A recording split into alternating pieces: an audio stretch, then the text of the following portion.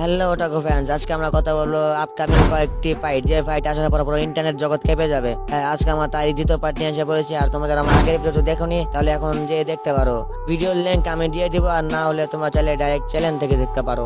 তাহলে চলো বেশি কথা না বাড়ি আজকের ভিডিও শুরু করা যাক। তো নাম্বার 1 আসছে লুফি ভার্সেস এল্ডার, যে ফাইট দেখার জন্য প্রত্যেকটা ওয়ান পিস ফ্যান বসে আছে। হ্যাঁ, এই ফাইটিং এ শুধু ফাইটিং হবে না, ফানও হবে। এটার জন্য প্রত্যেকটা ওয়ান পিস ফ্যান এটা দেখার জন্য আগ্রহী, এবং আমার মনে হয় এটা মাঙ্গাতে হয়ে গিয়েছে।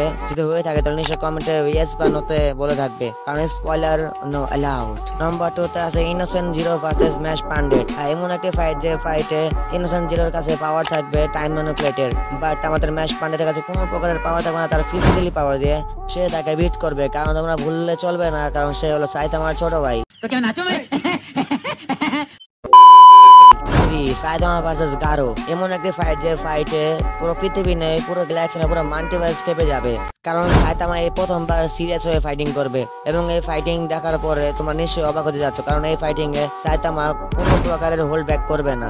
যাই হোক, নাম্বার 2 তে আছে ডেমন স্লেয়ার ভার্সেস মোজান। হ্যাঁ, এমন একটি ফাইট যে ফাইটে আমরা অনেক স্যাক্রিফাইস এবং অনেক ভালো মুহূর্ত বা খারাপ মুহূর্ত দেখতে পারবো। এই ফাইট দেখার জন্য অনেক ডেমন স্লেয়ার ফ্যানরা আগ্রহী এবং অপেক্ষা করছে। তো আশা করি তোমরাও করছো, যদি করে থাকো তাহলে নিশ্চয়ই ইয়েস বা নোতে কমেন্ট করো। তো যাই হোক, এবার এমন একটি ফাইটের কথা বলতে যাচ্ছি যে ফাইট সত্যি ইন্টারনেট ক্র্যাশ করবে, এবং এই ফাইটের জন্য সবাই অপেক্ষা করছে। হ্যাঁ, তোমরা ঠিকই ভেবেছো বা ঠিকই ধরছো, এটা হলো সোকোনা ভার্সেস গোজো ছাত্র।